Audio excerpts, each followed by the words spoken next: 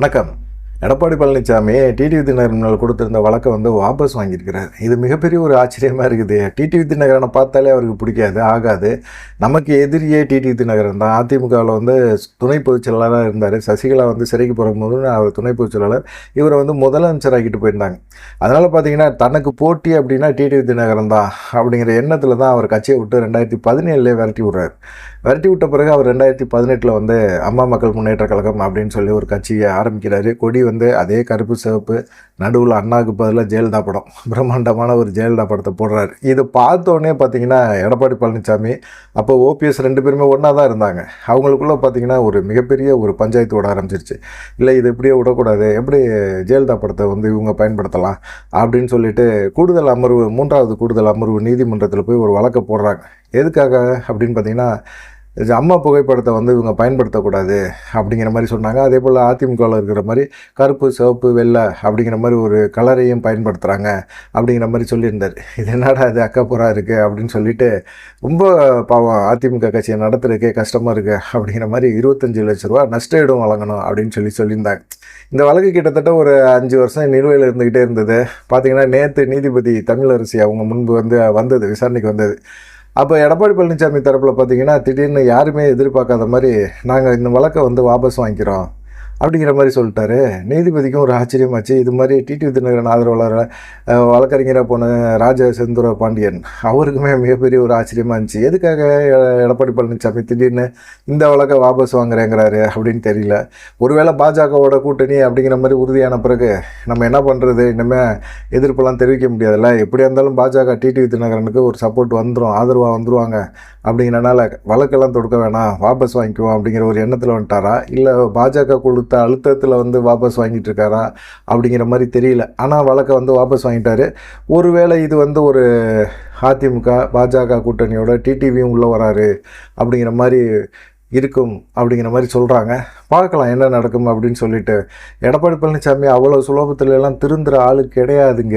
அவர் அப்படியா திருந்திட போகிறாரு அப்படிங்கிற மாதிரியெல்லாம் சொல்கிறாங்க. ஏன்னு கேட்டிங்கன்னா, அமித்ஷா சொல்லிட்டு போய் ஒரு 6 நாள் தான் ஆகுது. அதிமுக பாஜக கூட்டணி ஆட்சி அப்படிங்கிறத தெளிவாக சொல்லிட்டு போயிட்டார். அமைச்சர் பதவியில் யார் யார் இருப்போம் அப்படிங்கிறது வெற்றிக்கு பின்னாடி, தேர்தல் முடிஞ்ச பிறகு வெற்றிக்கு பின்னாடி அறிவிக்கப்படும் அப்படிங்கிறதையும் அமித்ஷா சொன்னார்.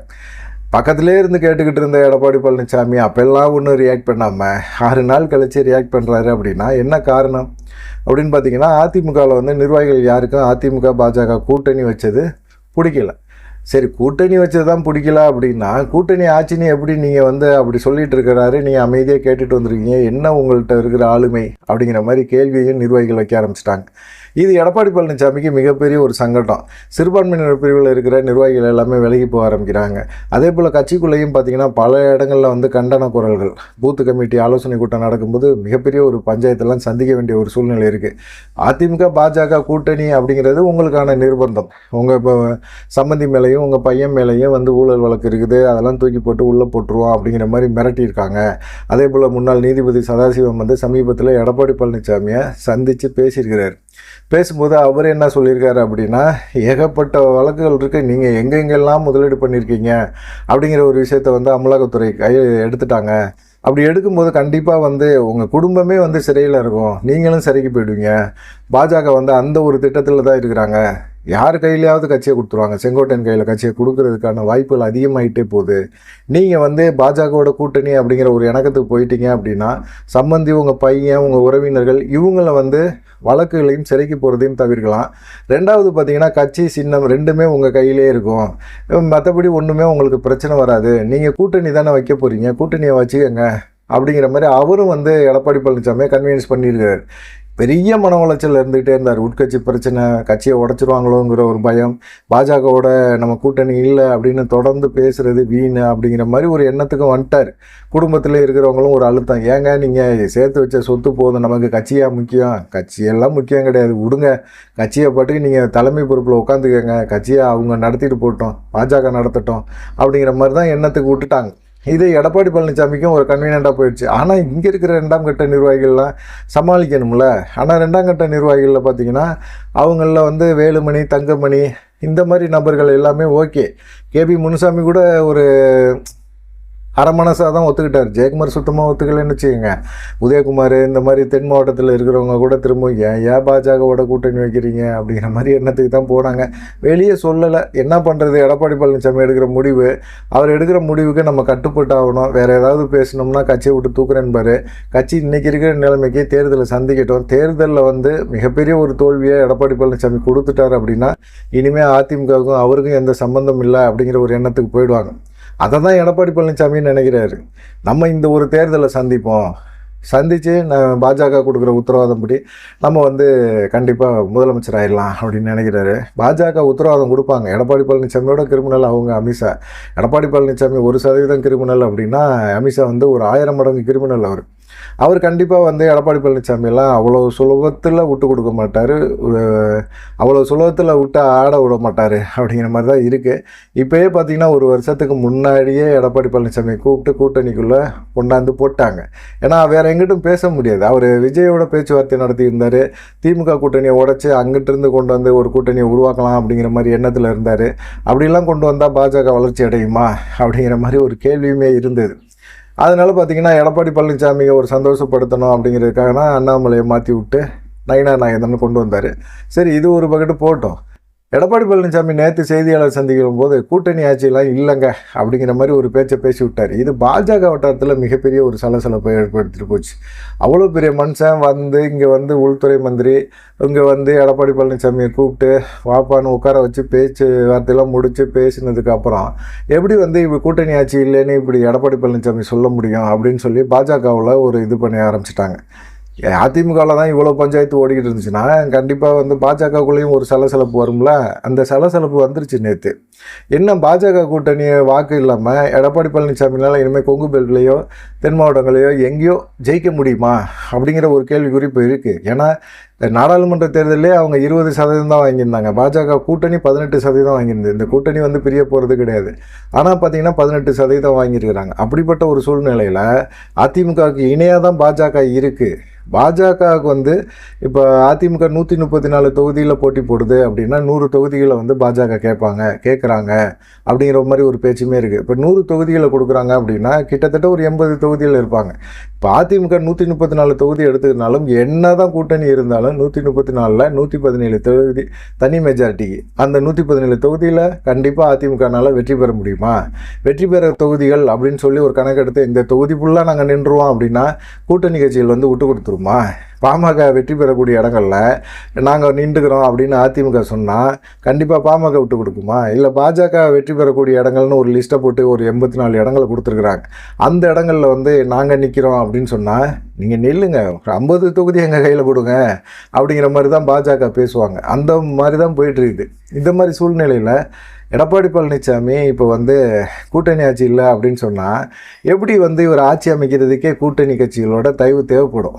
யாருமே வந்து பெரும்பான்மையோடு வெற்றி பெற போகிறதே கிடையாது. அப்படி கூட்டணி தயவுகள் தேவைப்படும் போது கண்டிப்பாக கூட்டணி ஆட்சி தான் அமைச்சாகணும். அது வந்து அப்புறமா பார்த்துக்கலாம் அப்படிங்கிற ஒரு எண்ணத்தில் எடப்பாடி பழனிசாமி இப்போ இருக்கிறார். ஏன்னு கேட்டிங்கன்னா அதிமுகக்குள்ளே அவருக்கு பிரச்சனை பஞ்சாயத்து பயங்கரமாக ஓடிக்கிட்டு இருக்கு. இப்போ வேறு செயற்குழு வேறு கூட்ட போகிறாரு. இந்த கூட்டத்துக்கு மாவட்ட செயலர்கள், எம்எல்ஏக்கள், எம்பிக்கள், கட்சியில் முக்கியமான நிர்வாகிகள் எல்லாருமே கலந்துக்க போகிறாங்க. ஏகப்பட்ட கேள்விகள் எடப்பாடி பழனிசாமிக்கு வரும். சலசலப்பு, சச்சரவு, சண்டை இதெல்லாம் ஏற்படுறதுக்கு வாய்ப்புகள் அதிகமாக இருக்குது. இப்படிப்பட்ட ஒரு சூழ்நிலையில் நம்ம இதெல்லாம் சமாளிக்கணும் அப்படின்னோம்னா இந்த மாதிரி கூட்டணி ஆட்சிக்கு ஒரு புது விளக்கத்தை திருப்பி சொல்லிகிட்டு இருக்கணும். அப்போ தான் வந்து தொண்டர்கள் ஏற்றுக்குவாங்க.